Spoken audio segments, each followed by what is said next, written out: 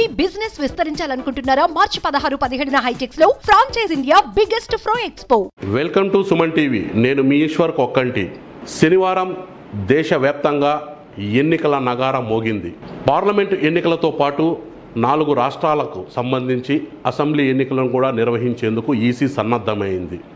ఇందులో భాగంగా ఆంధ్రప్రదేశ్లో మే 13న సార్వత్రిక ఎన్నికలు జరగనుండగా జూన్ 4న ఎన్నికల ఫలితాలను వెలువరించనుంది.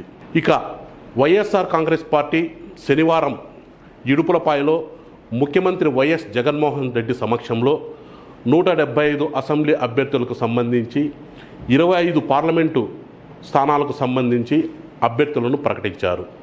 అలాగే తెలుగుదేశం పార్టీ అన్నమయ్య జిల్లా పరిధిలో తీసుకుంటే 4 నియోజకవర్గాలకు సంబంధించి తమ పార్టీ అభ్యర్థులను ప్రకటించారు.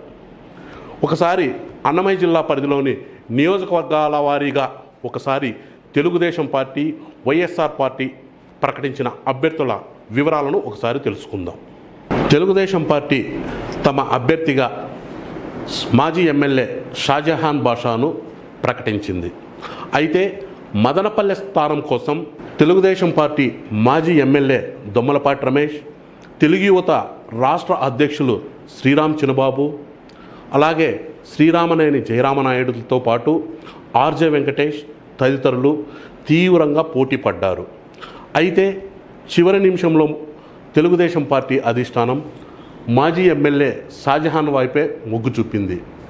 అలాగే మదనపల్లి స్థానాన్ని కోరుతూ జనసేన పార్టీ తరఫున ఆ party Rayalaseema co convener Ramdas Chowdary, అలాగే శ్రీరామనేని రామాంజులు కూడా పోటీ పడ్డారు. ఇక ఈ స్థానం కోసం మరోవైపు బీజేపీ కూడా తమ ప్రయత్నాలను ముమ్మరం చేసింది. పొత్తులో భాగంగా మదనపల్లి స్థానాన్ని తమకే కేటాయిస్తారన్న ఆశలో ఓవైపు జనసేన పార్టీ నాయకులు, మరోవైపు బీజేపీ నాయకులు ఉన్నప్పటికీ చివరికి 3 పార్టీల ఏకమై తమ పార్టీ ఉమ్మడి అభ్యర్థిగా షాజహాన్ బాషాను ప్రకటించారు. ఇక వైఎస్ఆర్ కాంగ్రెస్ పార్టీ గురించి తెలుసుకుంటే వైఎస్ఆర్ కాంగ్రెస్ పార్టీ నిసార్ అహ్మద్ను తమ అభ్యర్థిగా ప్రకటించారు.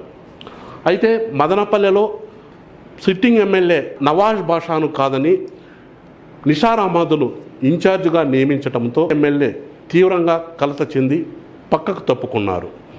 అలాగే మరోవైపు మదనపల్లె వైఎస్ఆర్సీపీలో స్థానాన్ని ఆశిస్తూ మాజీ ఎమ్మెల్యే దేశాయి తిప్పారెడ్డి, యువ నేత మల్లెల పవన్ కుమార్ రెడ్డిలు కూడా తీవ్రంగా ప్రయత్నించారు.